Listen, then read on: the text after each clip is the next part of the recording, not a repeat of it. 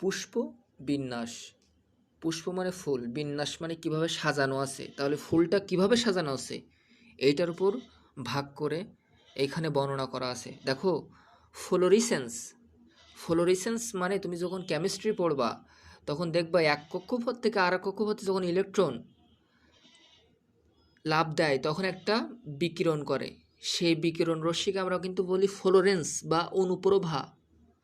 তো ওই ফ্লোরেন্স আর এই ফ্লোরেন্স এক না, তখন ওই ফ্লোরেন্সে মানেই হচ্ছে বিচ্ছুরণ, আলোর বিচ্ছুরণ।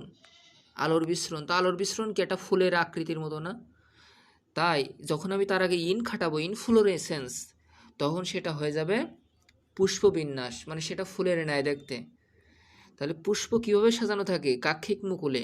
কাক্ষিক মুকুল বলতে বোঝায় যে স্থানে ফুলটা ফুটে, প্রথম ফুটে, যে স্থানে প্রথম ফুলটা ফোটে এটা বলে কাক্ষিক মুকুল, মানে কক্ষের মুকুল।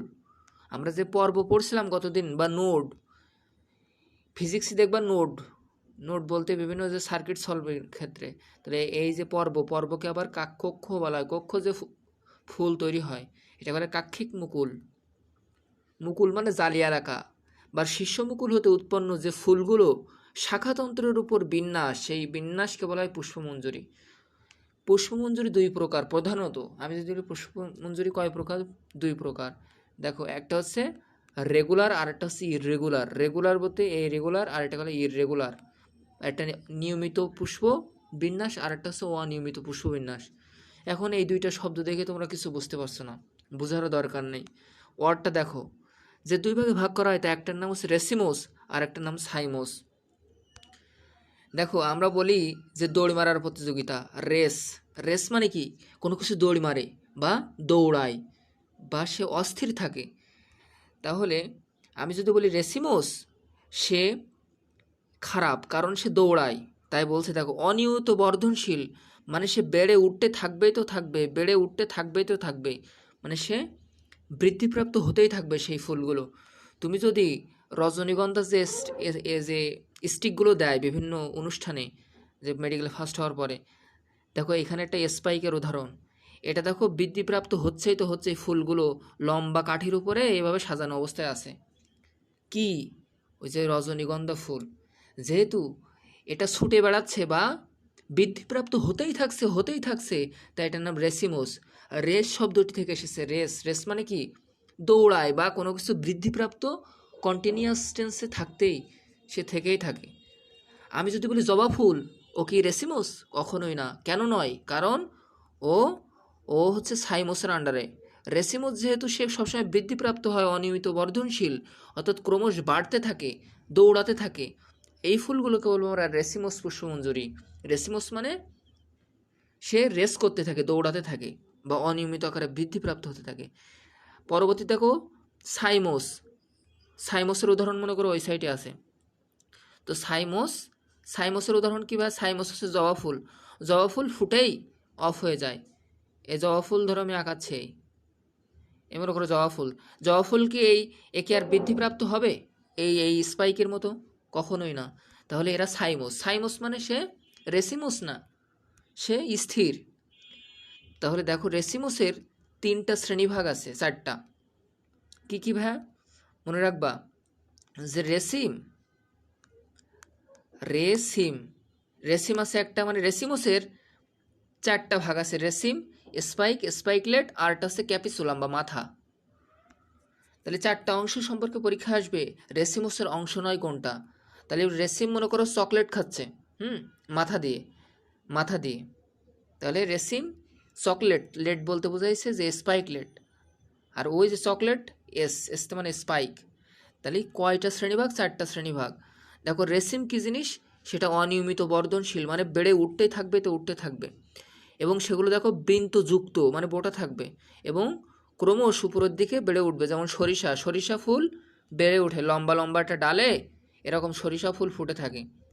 যেহেতু রেসিমের উদাহরণ কি তাহলে? সরিষা। আমি পরীক্ষা দেবো কিন্তু। স্পাইক হচ্ছে রজনীগন্ধা। আমরা যে স্পাইক বা স্টিকগুলো দিই, দেখো স্টিক মানে কিন্তু দণ্ড। তাহলে আমরা দণ্ড গিফট করি না বিভিন্ন মেডিকেল ভর্তি পরীক্ষায় ফার্স্ট হইলে?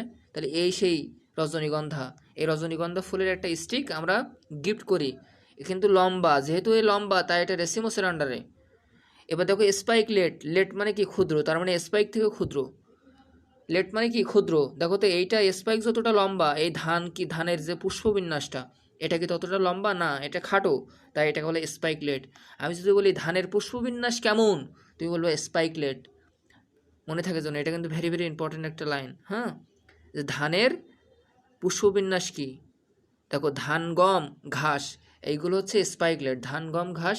এইখান থেকে মেডিকেল ভর্তি পরীক্ষায় কিন্তু পরীক্ষায় এসেছে ধানের পুষ্পবিন্যাসের নাম কি, উত্তর হবে স্পাইকলেট।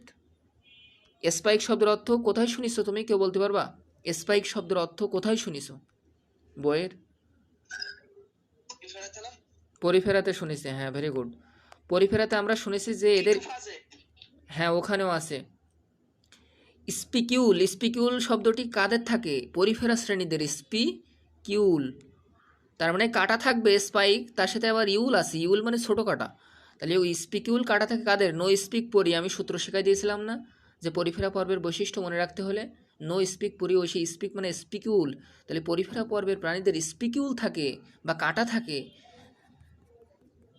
সেই স্পিকিউল থেকে এসেছে স্পাইক। স্পাইক মানেও কাটা, দেখো কাটা না আসলে একটা কাঠির মতো অঙ্গ, আমার ঝাঁটার কাঠি দেখে না, তো একটা কাঠির মতো একটা অঙ্গ সৃষ্টি করে, দেখো লম্বা একটা স্ট্রাইক, যেগুলো এরকম ফুল সাজানো থাকে অনিয়মিত আকারে।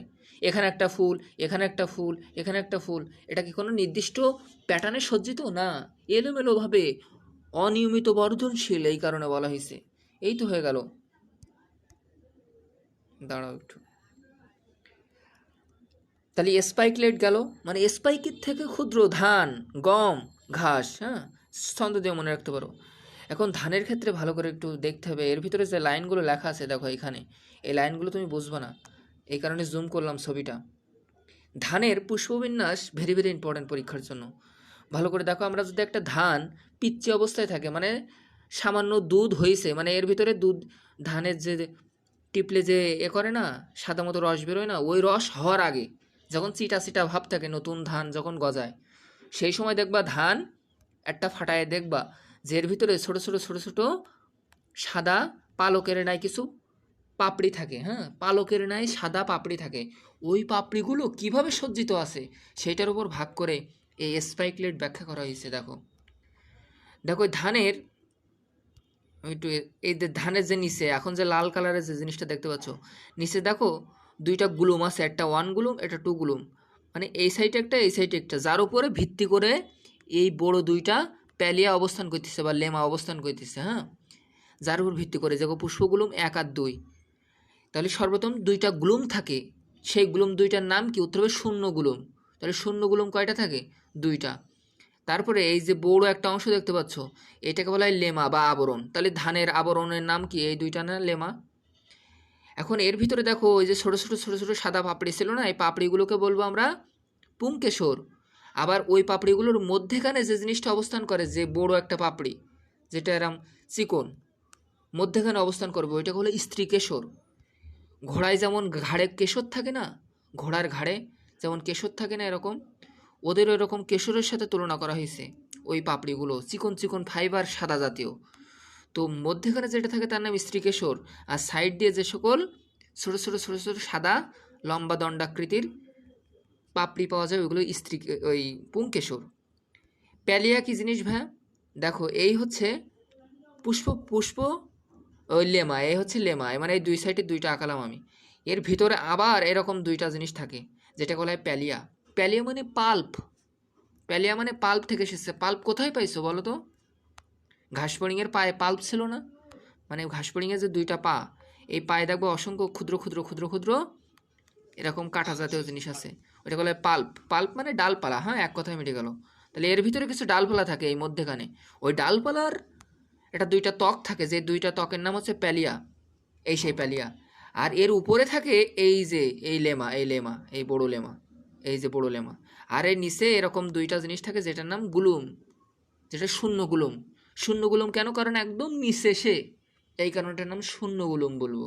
গুলুম মানে আমরা যে কুড়া বলি না, কুড়া কুড়া মানে মানে হাঁসের যে কুড়া খাইতে দিই, তাহলে ধান মাড়ালে ছোটো ছোটো ছোটো ছোটো কুড়া পাওয়া যায় না, ওই কুড়াগুলো তৈরি হয় বেশিরভাগ ওইখান থেকে। তো ওই কুড়া থেকে ইয়ে আসছে, গুলুম আসছে, হ্যাঁ, গোড়া গোড়া তৈরি হয় ওখানে। তাহলে আশা করি প্যালিয়ার উপরে এই পুংকেশরগুলো বা ফুলগুলো অবস্থান করে। ফুলগুলো বলতে এই পাপড়িগুলো অবস্থান করে। পাপড়ি বলতে বোঝায় যে এই পুংকেশরটা। পুংকেশর কার উপরে স্থান করে? প্যালিয়ার উপরে। তাহলে আমি একবার আঁকাই, দেখো তোমরা কিভাবে আঁকাবা। দেখো, তাহলে সর্বপ্রথম আমি প্যালিয়াটা আঁকাই। প্যালিয়া, এই ধরো প্যালিয়া, এই প্যালিয়া আঁকালাম। প্যালিয়ামের উপরে আঁকালাম এই লেমা। এখন যেটা আঁকাচ্ছে এটা লেমা, এই যে লেমা। তাহলে প্যালিয়ার উপরে দেখো এই কেশরগুলো অবস্থান করতেছে। যেটা মাঝখানে অবস্থান করতেছে দেখো আমি হলুদ কালার দিয়ে আঁকালাম, এইটাকে বলবো আমার স্ত্রীকেশর। তাহলে স্ত্রীকেশর মিডিলে, বাকিগুলো সব পুংকেশর। পুংকেশর যার উপর অবস্থান করতেছে তার নাম প্যালিয়া, আর প্যালিয়ার উপরে এটা হলো লেমা। আর লেমার নিচে এই দুই জায়গায় থাকবে হচ্ছে গুলুম 1 আর গুলুম 2। নিজে নিজে পড়লে কিন্তু এগুলো বুঝতে পারতে না। তাহলে ভালো করে দেখো কোন অংশ কোন নাম। এবার চলো একটু রিডিং পড়ি।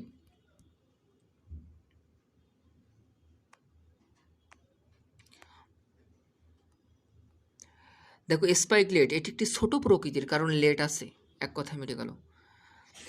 এরা সংক্ষিপ্ত হবে, কারণ এরা যেহেতু সংক্ষিপ্ত, এরা তো বর্ধনশীল না ওই রেসিমোসের মতো। গোড়ায় দুটি বর্মাকার, বর্মাকার বলতে বোঝায় হাতুড়ির ন্যায়, হ্যাঁ, ছোট ক্ষুদ্র অপুষ্পক গুলুম থাকে, যার উপর ফুল ফোটে না, মানে পাপড়িগুলো কিন্তু ওর উপরে ছিল না, তাই ওটা নাম অপুষ্পক বলবো, বা ইমপেটিগুলুম। যেহেতু ওর উপরে পুংকেশরগুলো অবস্থান করে না, করে কার ওপর? প্যালিয়ার উপরে করে, তাই বলছে প্যালিয়ার উপরে পুষ্প থাকে। এইটাই মেডিকেল ভর্তি পরীক্ষা এসেছে, যে কার উপরে পুষ্প থাকে? উত্তর হবে প্যালিয়ার উপরে। প্যালিয়া কোথায়?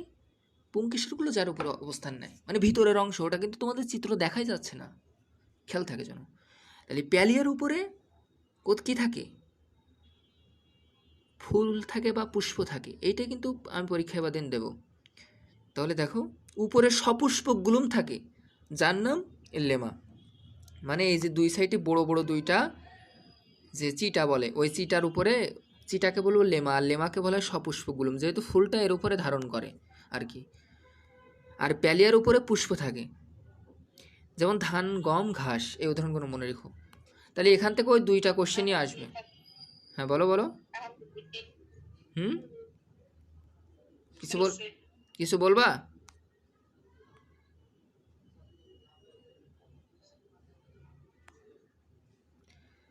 আচ্ছা, ক্যাপিচুলাম। দেখো ক্যাপিচুলাম বলতে ক্যাপ, ক্যাপ মানে মাথা।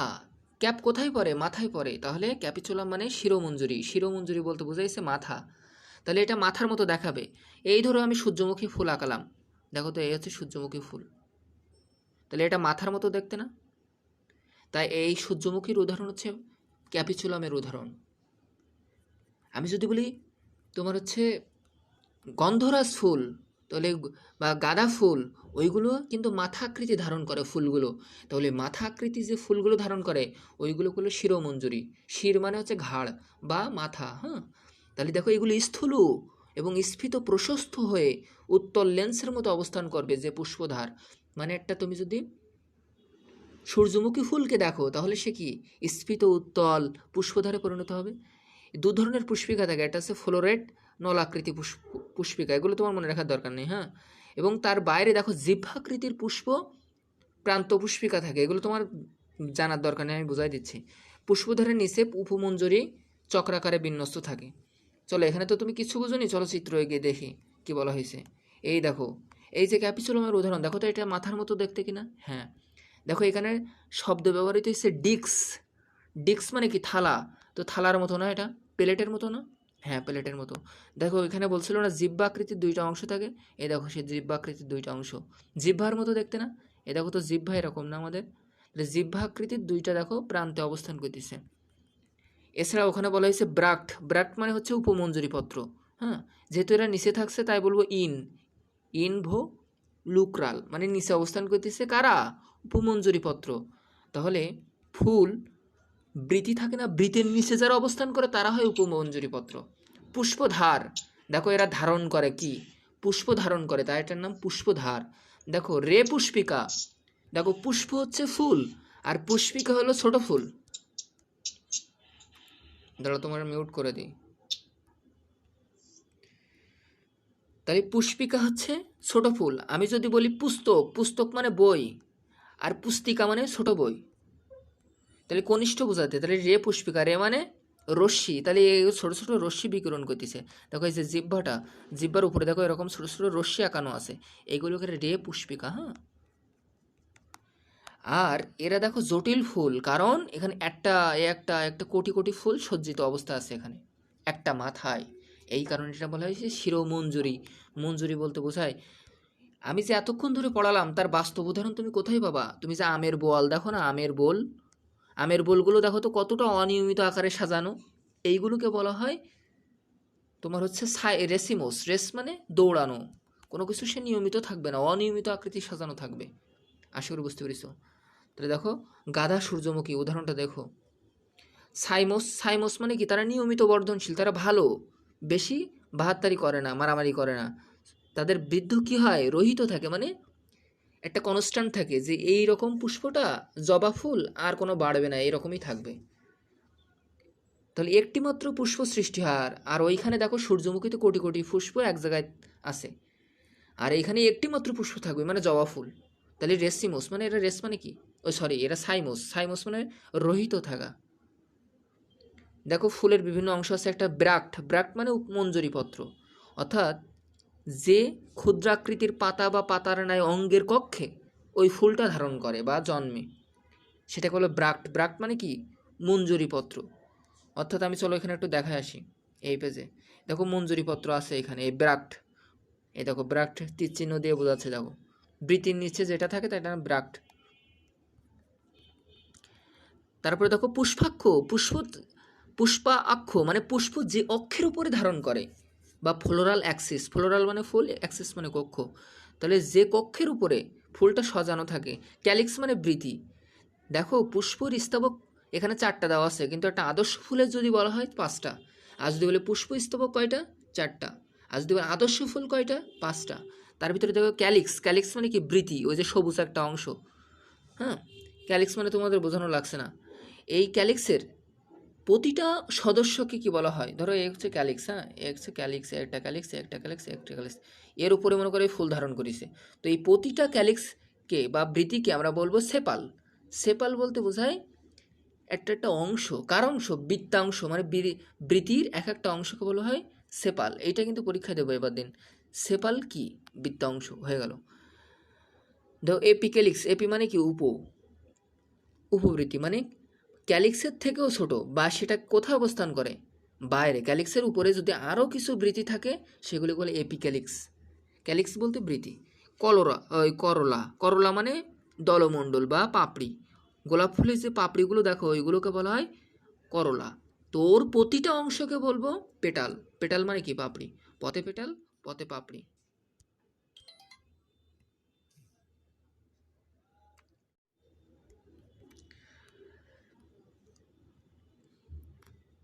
পেটাল মানে পাপড়ি, খেয়াল থাকে যেন, এটা কিন্তু আসবে পরীক্ষায়।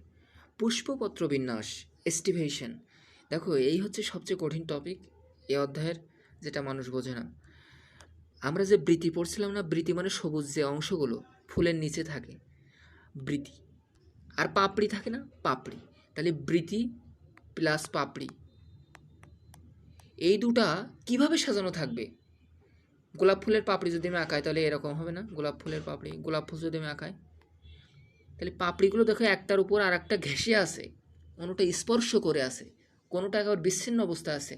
তো এই যে পাপড়িগুলো কিভাবে সজ্জিত থাকে একটা ফুলে, সেটার উপর ভিত্তি করে আমরা এস্টিভেশন করি। মানে বৃতি বা তোমার হচ্ছে বৃতি আর হচ্ছে তোমার পাপড়ি কিভাবে আছে এটার উপর ভাগ করে 3 দেখো 6টা উপশ্রেণীতে ভাগ করা হয় যে পাপড়িগুলো কিভাবে থাকবে। দেখো প্রথম যে মুক্ত ওপেন যে পাপড়িগুলো, এই দেখো এই আছে পাপড়ি, একটা পাপড়ি, একটা পাপড়ি, একটা পাপড়ি। এই পাপড়িগুলো দেখো কারোর সাথে কোনো টাচ করেনি, এই জায়গায় কোনো টাচ করেনি একে অপরের সাথে, তাই এটাকে বলো ওপেন মানে কি? মুক্ত। তাহলে আমি যদি বলি ওপেন বা মুক্ত এস্টিভেশন কাকে বলে, তুমি বলবা প্রত্যেক পাপড়ি যদি একটা অপরের সাথে স্পর্শ করে না থাকে সেটাকে বলবো ওপেন বা মুক্ত পুষ্পপত্র বিন্যাস। তাহলে হয়ে গেল। দেখো উদাহরণটা ভেরি ভেরি ইম্পর্টেন্ট। গন্ধরাজের পাপড়ি, এইটা হচ্ছে ওপেনের উদাহরণ। দেখো যাদের গা গন্ধ খায় তারা পরস্পর দূরে থাকে না। তাহলে দেখো, তাহলে পরীক্ষা আসবে যে পরস্পর বৃত্তাংশ বা পাপড়িগুলো যদি দূরে থাকে বা বেশ দূরে থাকে, সেটার নাম কি? উদাহরণ কি? গন্ধরাজ, জবা ফুল, না হচ্ছে বাবলা আকন্দ, কোনটা? তখন তুমি বলবা ওপেন মানে মুক্ত, মুক্ত মানে পরস্পর থেকে বিচ্ছিন্ন অবস্থায় থাকে। কারা বিচ্ছিন্ন থাকে? যাদের গা গন্ধ খায়, তাহলে গন্ধরাজ। হ্যাঁ, এবার দেখো ভালভেট, ভালভেট শব্দের অর্থ হচ্ছে প্রান্ত স্পর্শী। দেখো এরা পরস্পরের সাথে প্রান্তে স্পর্শ করে আছে পাপড়িগুলো। তাহলে ভালভেট, তাহলে দেখবা, মনে রাখবা, ভালো বাবা বা আমার বাবা ভালো, ভালো বাবা, বা মানে বৃতি, তাহলে বৃতির কি হয়? ভালভেট হয়। এখানে কিন্তু পাপড়ির কখনো ভালভেট হবে না, খেয়াল রেখো। তাহলে বৃতির বাবা যেহেতু, তাই বৃতির ভালভেটের উদাহরণ হয়। জবা ফুলের যে বৃতি আছে, আমি যদি বলি জবা ফুলের বৃতি কোন পুষ্পপত্র বিন্যাস, উত্তর হবে ভালভেট, কারণ বাবা ভালো। দেখো সেই উদাহরণটা এখানে ইম্পর্টেন্ট। জবা ফুলের বৃতির স্টেভিশন হচ্ছে তোমার ভালভেট। এছাড়া মনে রাখতে পারো যে আব্বু, আব্বু হচ্ছে ভালো, আব্বু হচ্ছে ভালো। দেখো আতে আকন্দ, বতে বাবলা, আর ভালো বলতে ভালভেট, তাহলে আব্বু ভালো। এখন এই যে ভালো, ভালভেট প্রান্ত স্টপেশী কার? উত্তর হবে বৃতির। মনে থাকে যেন, ওই যে বু আছে না, আব্বু, বুতে বৃতির, বতে বাবলা, আবার আতে হচ্ছে আকন্দ। তাহলে এই তিনটা কথা এই ভালভেট থেকে মনে রাখতেই হবে তোমার, যারা পরস্পরকে প্রান্তে স্পর্শ করছে।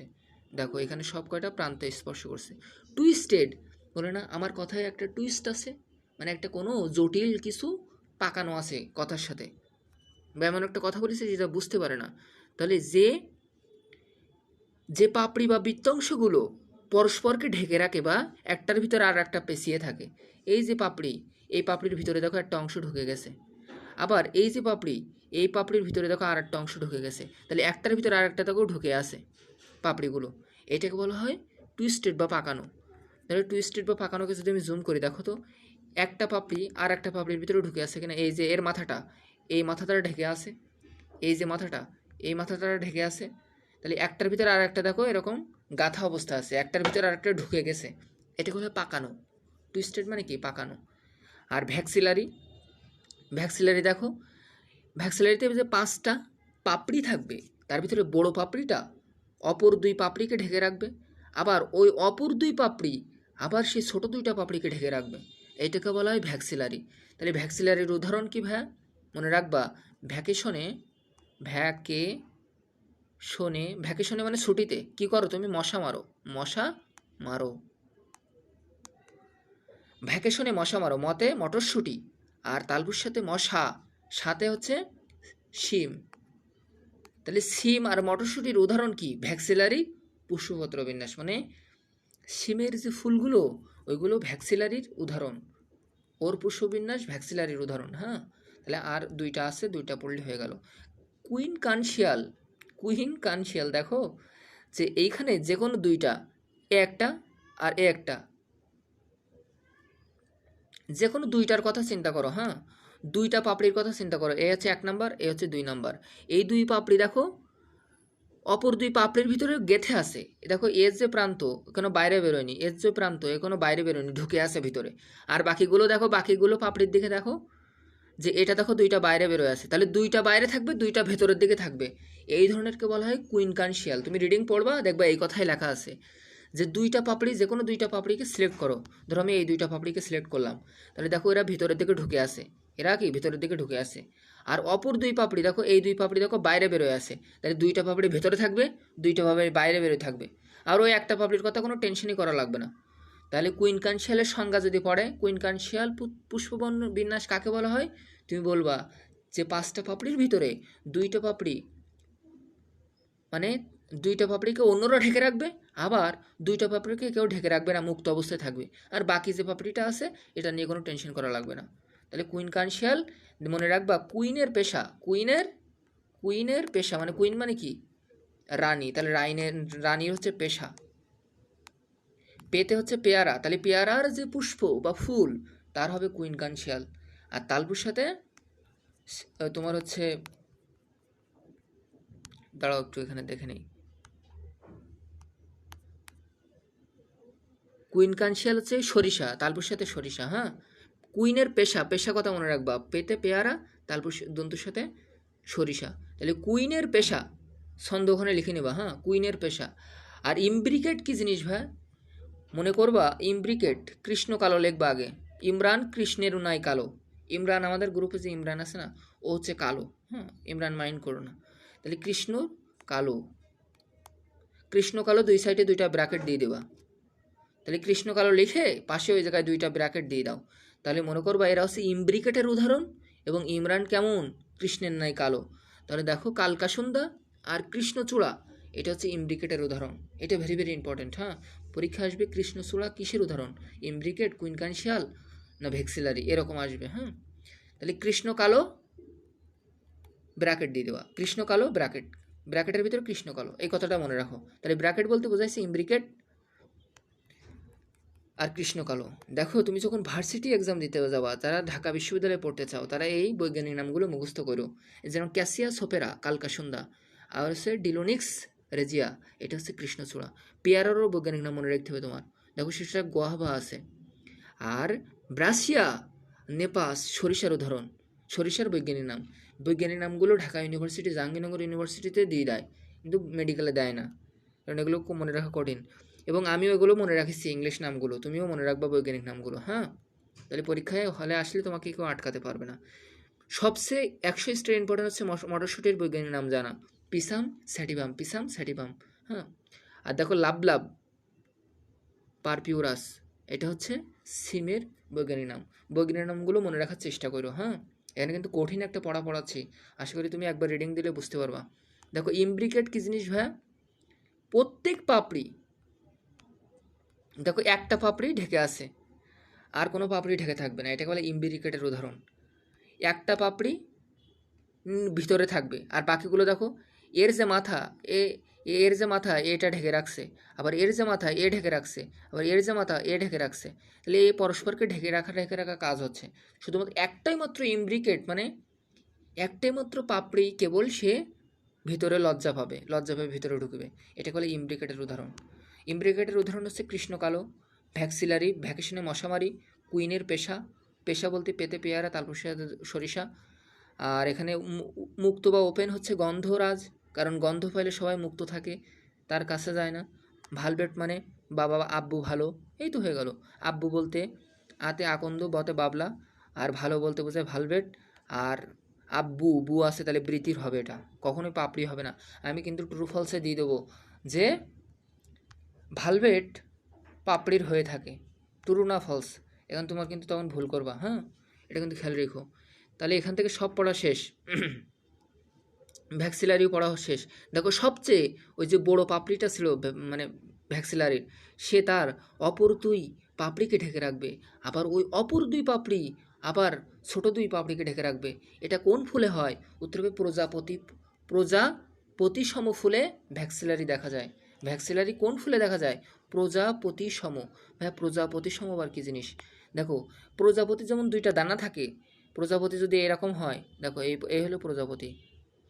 তাহলে প্রজাপতির ন্যায় এখানে একটা ডানা আছে, এখানে একটা ডানা আছে, এখানে একটা ডানা আছে, এখানে একটা ডানা আছে, এই সাইডে একটা ডানা, এই সাইডে একটা ডানা। তাহলে প্রজাপতির এরকম দুই সাইডে দুইটা ডানা থাকে না? তাই যে সকল প্রজাপতিকে যদি মাঝখান দিয়ে কাটি, এই যে প্রজাপতিকে মাঝখান দিয়ে কাটলে এই সাইডে আর এই সাইড প্রতিসম পায়।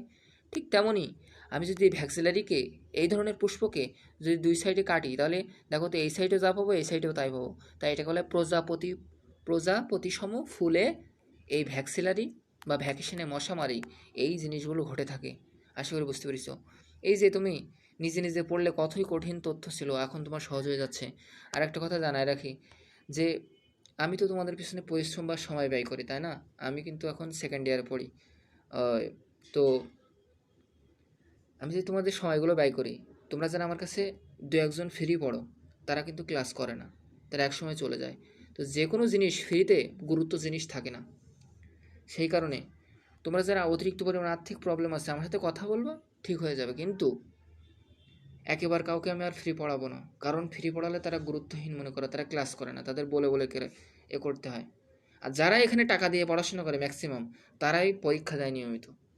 এই কারণে যেখানে নতুন কিছু শিখবা, সেখানে টাকা ব্যয় করতে দ্বিধাবোধ করবে না। এটা হচ্ছে বাস্তবতা। তুমি অন্যখানে গিয়ে দেখো, প্রত্যেকটা লাইন, প্রত্যেকটা ওয়ার্ড মিনিং এভাবে কেউ বলে দেবে না। কোনটা মেডিকেল ভর্তি পরীক্ষা আসবে, এর থেকে আর কী চাও তোমরা বলো? এই পিসাম স্যাটিভাম এইটাই পরীক্ষা আসবে কিন্তু, হ্যাঁ, এটা কিন্তু মটরশুঁটির বৈজ্ঞানিক নাম। দেখো, যে পর্যন্ত লিঙ্কস হলে সে পর্যন্ত দেখতে থাকো, ভয় পেও না। দেখো, একদিন না একদিন তো এই অধ্যায় পড়তে হবে, তাই না? আজকে না সে কষ্ট করো। দেখো আমি কীভাবে মনে রাখেছি জানো? মুক্ত ওপেন, গন্ধ খায়গা, তাহলে গন্ধরাজ। পরের লাইন, ভ্যাক্সিলারি, ভ্যাকেশনে মশা মারি। এর মতন সহজ আছে? মশা বলতে মতে মটরশুঁটি, তালুর সাথে তোমার শিম। আর তোমার হচ্ছে কানকুইনশেল, কুইনের পেশা, পেতে পেয়ারা, তালুর সাথে সিম। তাহলে এই যে সহজ একটা বিষয়, এটাকে কেন মানুষ বায়োলজি কঠিন মনে করবে বলো? অ্যান্ড্রোসিয়াম, অ্যান্ড্রো বলতে বোঝায় যে হচ্ছে পুরুষ, হ্যাঁ, অ্যান্ড্রো বলতে বোঝায় পুরুষ। আর গাইনে বলতে বোঝায় হচ্ছে এন্ড্রোকোলজিস্ট। তুমি যদি পুরুষ বিষয়ক যদি ডাক্তার হও, এন্ড্রোকোলজিস্ট। আর গাইনোকোলজিস্ট কখনোই যারা নারী বিশেষজ্ঞ, তাই এখানে দেখো গাইনেসিয়াম ব্যবহৃত হচ্ছে। তুমি যদি গাইনোকোলজিস্ট ডাক্তার হও, তাহলে তোমাকে গাইনোকোলজিস্ট ডাকবো। কেন? কারণ স্ত্রী জাতীয় বোঝাতে মেডিকেল টার্মে গাইনি শব্দ ব্যবহার করা হয়। দেখো, এন্ড্রোসিয়াম বলতে পুংস্তবক, ফুলের এটা 3য় নম্বর স্তবক। আর 4র্থ স্তবক হচ্ছে গাইনেসিয়াম বা স্ত্রী স্তবক, এটা একেবারে ফুলের ভিতরে থাকে। দেখো, পুংস্তবক বলতে বোঝায় সে পুংস্তবকগুলো কয়েকটা অংশ থাকে। একটা হচ্ছে পুংকেশর আর পুংদণ্ড, ফিলামেন্ট। পুংদণ্ডকে বলা হয়, পুংদণ্ডের মাথার স্ফীত অংশে বলে অ্যান্থার, এগুলো গেলে পরাগধ্বনি আর এক নাম। তুমি তো কিছু বুঝতে পারোনি, তাই না? ধরো এই জবা ফুল, এই জবা ফুলের এইটাকে বলা হয় গর্ভাশয়। এই যে জিতে গর্ভাশয়, গর্ভাশয়ের এই সাইডে দেখো এই পুং কেশর জন্মাচ্ছে পুংদণ্ডের উপরে, ওই গর্ভদণ্ডের উপরে। দেখো এগুলো সব পুংকেশর, হ্যাঁ। আর এই হচ্ছে স্টিগমা বা গর্ভমুণ্ড, গর্ভমুণ্ড। তাহলে গর্ভমুণ্ড সাইডে দেখো কিছু পুংকেশর জন্মাইছে। এই পুংকেশরকে যদি আমি এইভাবে জুম করি, তাহলে দেখবো এখানে মাথায় একটা পরাগধানী পাবো। আর এই যে দণ্ডটা, এই দণ্ডটার নাম হচ্ছে পুংদণ্ড। আর এই যে মাথার যে স্ফীত অংশটা, এটাকে বলে প্যান্থার। অ্যান্থার, অ্যান্থার, অ্যান্থার মানে পরাগধানী, পরাগধানী, খেয়াল থেকে জানো। তাহলে ওই যে মাথার যে স্ফীত অংশটা, ওটার নাম পরাগধানী, মানে পরাগ ধারণ করেও। পরাগ বলতে বোঝায় বীজ বা রেণু। তাহলে ওইগুলোকে যদি আরও জুম করো, তাহলে ওর ভিতরে গুঁড়ো গুঁড়ো গুঁড়ো গুঁড়ো দানা পাবা। দেখো, তাহলে মাথার স্ফীত অংশকে অ্যান্থার বলা হয়, যেটাকে বলে পরাগধানী, মানে পরাগ সে ধারণ করে। পরাগধানীর ভেতরে পোলেন গ্রেইন থাকে। গ্রেন মানে কি, কে বলতে পারবা? গ্রেন, গ্রেন মানে কেউ জানো না? গ্রেন মানে দানা, শস্য, হ্যাঁ। তাহলে কি থাকবে? পোলেন, পোলেন বলতে বোঝায় যে পরাগ রেণু, হ্যাঁ, রেণু বলতে বোঝায় গ্রেন। আর ওই যে পরাগ বলছে, পরাগ বলতে বোঝায় পোলেন। পোলেন মানে ওই যে টিউবের উপরে যেহেতু এই রেণুগুলো তৈরি হয়, তাই গেলে পোলেন গ্রেন, মানে দণ্ডের উপরের রেণু, এইভাবে বোঝায়। পোলেন টিউবও বলা হয় না, টিউব মানে নল। ওই যে বলা হয় ফিলামেন্ট বা পুংদণ্ড। পুংদণ্ড কোনটা বলো তো? এই যে লম্বা, তার মাথায় যেটা থাকে সেটার নাম অ্যান্থার বা পরাগধানী। আর এই যে দণ্ডটা, এটাকে বলে পুংদণ্ড বা ফিলামেন্ট। ফিলামেন্ট, ডুমের যেমন ফিলামেন্ট থাকে না, ধরে আমি যদি এখানে একটা বাল্ব আঁকাই, এই যে ডুম আঁকালাম, ডুমের দেখো ফিলামেন্ট থাকছে। এই ফিলামেন্টগুলো গরম হলে তোমার আমরা আলো পাই। ওখানে এই প্রচণ্ড রোদে হচ্ছে I²RT, এই যে সূত্রটা ব্যবহার করা হয় না, তাপের সূত্র I²RT, ওই সেই RT। আমি কোথায় চলে গেলাম? পদার্থ পড়াতে চলে গেলাম। তো যাই হোক, ফিলামেন্ট, হ্যাঁ, ফিলামেন্ট গরম হয় পুংদণ্ডের মতো। যদি 6টি পুংকেশর, এবং যদি 6টি পুংকেশরের মধ্যে 4টি লম্বা এবং 2টি খাটো থাকে, তাহলে সেটাকে বলা হয় টেট্রাডিনেমাস। টেট্রা মানে 4, তার মানে 4টা বড় থাকবে, 6টা পুংকেশর থাকে। আদর্শ ফুলে পুংকেশর কয়টা থাকে? 6টা। তার ভিতরে যদি 4টা বড় থাকে, লম্বা থাকে, তাহলে টেট্রাডিমিনাস। আর 4টি পুংকেশরের ভিতরে যদি 2টা লম্বা থাকে আর 2টা যদি খাটো থাকে, তাহলে বলে ডাইডিনেমাস। ডাই মানে 2, তার মানে 2টা লম্বা থাকবে এখানে। দেখো, জানি না কোন পর্যন্ত পড়াতে পারবো, তারপরে দেখি, যে কোনো টাইমে লিঙ্ক কেটে যাবে। তো আর একটা কথা জানা রাখি, এইটা হচ্ছে লাস্ট ক্লাস, ফ্রি ক্লাস। এতদিন যারা গ্রুপে ফ্রিতে অ্যাড ছিল, হ্যাঁ, আজকে তাদের কিন্তু মানে কনফার্ম যদি না করো, তাহলে মানে গ্রুপ থেকে মানে আমি রিমুভ দিতে হবে। কারণ অন্যরা টাকা দিয়ে পড়ে, তুমি কেন সেখানে ফ্রি পড়বা বলো? এ হচ্ছে এখানকার কাহিনী। আর যে পর্যন্ত পড়ালাম এগুলো হচ্ছে পরীক্ষায় দেবো। আর সবাই ভালো থাকো, আসসালামু আলাইকুম। এটা হচ্ছে ফ্রি ক্লাস, হ্যাঁ। আগামীকাল পরীক্ষা হয়ে পরের দিন থেকে আর ক্লাস পাবা না। তোমাদের যদি ভালো লেগে থাকে, অন্য প্রাইভেটের থেকে যদি এখানে কিছু নতুন কিছু শিখতে পারো, তো এখানে 500 টাকা দিয়ে ভর্তি হতে পারো, হ্যাঁ। মাত্র 500 টাকা ভর্তি ফি এই মাসের জন্য, চলতি মাসের যে টাকাটা, হ্যাঁ। তো সবাই ভালো থাকো, ভালো করে পড়াশোনা করো, এবার দিন সবাই ফার্স্ট হবে আশা করি। আসসালামু আলাইকুম।